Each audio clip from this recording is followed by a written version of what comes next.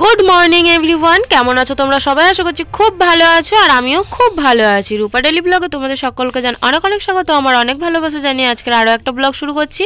তো দেখো, আজ হচ্ছে কি বলো তো, আজ হচ্ছে পৌষ সংক্রান্তি। তো পৌষ সংক্রান্তিতে তোমরা কে কী পিঠে বানালে আমাকে কিন্তু একদম জানাতে ভুলবে না।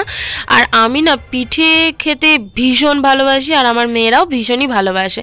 তো এখন দেখো সকালের দিকে আমি রান্নাবাড়া চাপিয়ে দিয়েছি। ওদিকে একটু করেছি ভেজ ডালের মতন আর কি, ভেজ ডাল নয়, আমি ভেজ ডাল অতটা খুব একটা ভালো বানাতে পারি না। যা কিছু সবজি ছিল সেইগুলো দিয়ে একটা ডাল মতন করেছি। আর এই যে তোমাদের দাদাভাই মাছ নিয়ে এসেছে, ওই যে দেখছো একটা লেজাটাই নিয়ে এসেছে আর এই যে মুড়োটা দিয়েছে। তো মাছটাকে আমি ভালো করে কেটে নিচ্ছি। আর এই সব মাছ তো কাটতে আমি পারিও না, তো জানি না কতটা কি পারবো, দেখি। আর হচ্ছে পিস তো আমি একদমই ঠিকঠাক করতে পারি না, জানো তো, পিস আমার একটু হলেও বেঁকে যাবে, মানে এমনই হয়ে গেছে ব্যাপারটা। আমি একদম মাছ বড় মাছ আমি কাটতেই পারি না, এটাই হচ্ছে মেন ব্যাপার। তো ওদিকে আমার শাকের তরকারি ডাল হয়ে গেছে আর এদিকে আমি মাছটাকে ভালো করে কেটে ধুয়ে নিলাম। আর দেখো কত সুন্দর পিস করেছি, আমি কিন্তু বলছিলাম পারবো না, কিন্তু দেখো পেরেছি।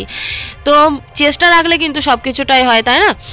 তো চলো মাছটা আমি ভালো করে এবার পরিষ্কার জল দিয়ে ধুয়ে নিয়ে তারপরে রান্না করতে লেগে পড়ি। আর তোমার দাদাভাই ফার্মে কাজ করছে, তো ফার্মের দিকে এখন আর আমার মোটেই যাওয়া হয় না, ও একা একাই কাজ করে। আর সকাল থেকে সারাদিন কাজ করার পরে আমার বরমশাইকে দিয়ে দিয়েছি ভাত খেতে, তো ওইখানে বসে ভাত খাচ্ছে। আর সূর্য মামা সুন্দর রোদ বার করেছে আজকে। এই শীতের দিনে রোদ না ভালো করে দিলে হয় বলো? আর রোদটা দিয়েছে আর রোদ্রে বসে বসে ভাত খাওয়ার তো মজাই আলাদা। আর আমাদের দেখো কি মজা, আর বলবো তোমাদেরকে, রান্না করতে করতেই জীবনটা শেষ। তো ওদিকে চাটনি হয়ে গেল, চাটনি করে নিয়ে তারপরে এদিকে আমি উনুনটাকে নেতা দিয়ে নিচ্ছি। আর তোমার দাদাভাই এখানে বটি টটিগুলোকে ফিটিং করছে। কেন বলো তো, তোমার দাদাভাই এবার চোর মেলা করবে। আর আমাদের যেহেতু আমরা কর্মকার, তো আমাদের তো বটি কাটারির তো আমার শ্বশুরমশাই বিক্রি করেনি, তো তার জন্য তোমার দাদাভাইকে বললাম যে তাহলে তুমিও মেলা করো, একটা ছোটোখাটো করে মেলা করো, যেহেতু তুমি যাবে ওই জায়গাতে। তো তার জন্য ও মাল নিয়ে এসেছে আর ওইগুলোকে সব কিছু ফিটিং করছে, গোছাচ্ছে, এই সমস্ত আর কি করছে ও। আর এদিকে দেখো আমি কত কিছু কাচাকুচি করতে বসে পড়েছি। আমার শরীরটা না আজকে খুব একটা ভালো নয়। তো এদিকে মা দেখো গোলা দেবে বলে বালতিটা নিয়ে এসেছে, অনেকটা গোবর গুলে এক বালতি। আর এদিকটা আমি একটু ঝাড় দিয়ে দিচ্ছি, যেহেতু সামনের দিকটায় দেওয়া হবে। আর পুরো বাড়িটা দিতে গেলে এরকম এখন 10 বালতি গুলতে হবে। আর কারোর কথা বলবো না, আমার শরীরটা ভালো না, তো তার জন্য না আমি মাকে বললাম যে মা তুমি যখন গোলা দেবে আমি দাঁড়াও ঝাড়টা দিয়ে দিচ্ছি এই দিকটা। তো আমি এই যে ঝাড় দিয়ে দিচ্ছি আর মা ওইখানে বসে রয়েছে। তো চলো আমি ঝাড়টাকে সুন্দর করে দিয়ে নিই। আর যত ভালো করে ঝাড় দেবো না তত সুন্দর, মানে গোল গোল গোল গোল করে মা।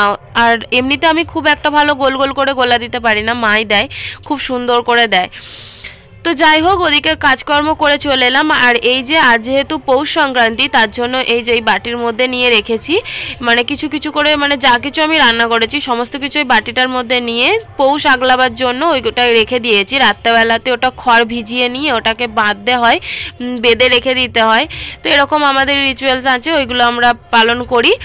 তো এই যে অনেক খিদে পেয়ে গেছে, জানো তো, সকাল থেকে সারাদিন পর এই ভাত খাচ্ছি আর খুবই খিদে পেয়ে গেছে। তারপরেই চলে এলাম একদম মায়ের বাড়ি, যেহেতু প্রতিটা বছর আমি পৌষ সংক্রান্তিতে মায়ের কাছে যাই আর মা সুন্দর সুন্দর পিঠে বানায়।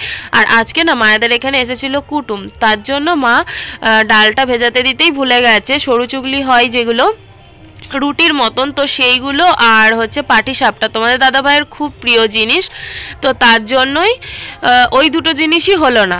আর মা তার জন্যই বলছিল যে আমার জামাইয়ের প্রিয় জিনিসটাই হলো না, পাটিসাপটা আনছি, তুমি একদিন অন্যদিন করে খাইয়ে দেবে। দিয়ে মা বললো হ্যাঁ তাহলে তাই হবে। তো এই যে মালপোয়াগুলো আমি ভেজে নিলাম আর আমি আর আমার দুটো মেয়ে এসেছিলাম। আর তোমাদের দাদাভাই আসেনি, যেহেতু মুরগি রয়েছে ফার্মে। আর এদিকে চিকচিকি করে প্যাকিং করে আমার মা দিয়েও দিল আর আমি বাড়িও চলে এলাম। আর দেখো এখানে পিঠে বানিয়েছে আমার মা, এই যে মালপোয়া, নরম নরম তুলতুলে একদম মালপোয়া। আর এইগুলো না আমি ভেজেছি, আর মা যেগুলো ভেজেছে তো আরোই পুড়ে গেছিলো, জানো তো এগুলো।